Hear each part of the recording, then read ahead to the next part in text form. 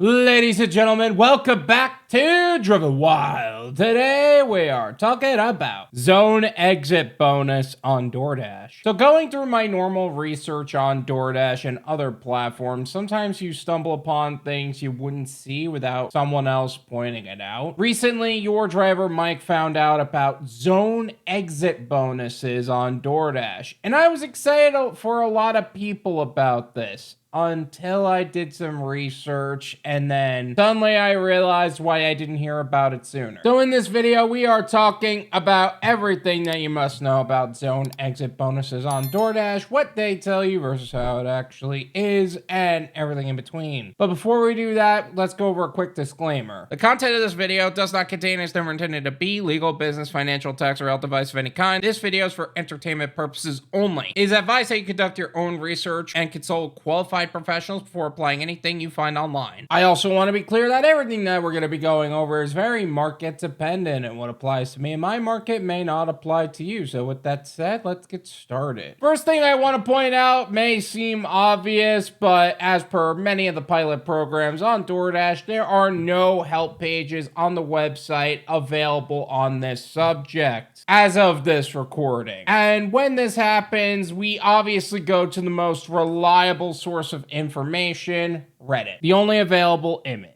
I'm surprised more people aren't talking about this online more, but then again, this might be a good sign, and we'll talk about why that is later. The zone exit bonus will be signified on the acceptance screen and have a separate line under DoorDash Pay. It honestly seems pretty straightforward. If you leave your zone to deliver an order, you will be paid more. It's a good thing for those who have access to it, but that doesn't seem to be the case for all parties involved. EBT only. It started a few weeks ago in my area. Only applies to EBT. EBT is earned by time. While this would be great for those who prefer earn by order, it is only available to those who earn by time. Honestly, this makes sense. They really have to find a way to make earn by time more appealing, since gig workers are wising up to the shenanigans of DoorDash. It sucks for those of us who prefer earn by order though. I would like to be paid more if to be sent out of my zone and on the way back, but nevertheless, lots of no-tip orders. This is why I hate earned by time. You never know what the tip will be, and they should definitely show tips prior to accepting the offer. I don't care how high the base pay turns out to be. It is such a fucking insult when they don't tip. Yeah, so if you haven't noticed it on that first example, almost all the orders on earned by time are either low tip or no tip orders that no one wants. It's not all that surprising, but this is how people lose money. Taking orders from ungrateful customers and relying on promos to make up the difference. Earned by time has also earned a reputation among drivers who have reported contract violations and account notices when they didn't deserve them, orders under review and locks indefinitely, and even wrongful deactivations keeping them from dashing. The worst part is how proud some of the no-tip customers are for not tipping to begin with and being a total dick about it. What a trash AF order, as this MFing turd customer didn't tip. Wingstop Americans don't tip. Agreed, as most big fast food customers don't tip. They are almost treating the concept of not tipping like a badge of honor. Like, what? You enjoy being an asshole?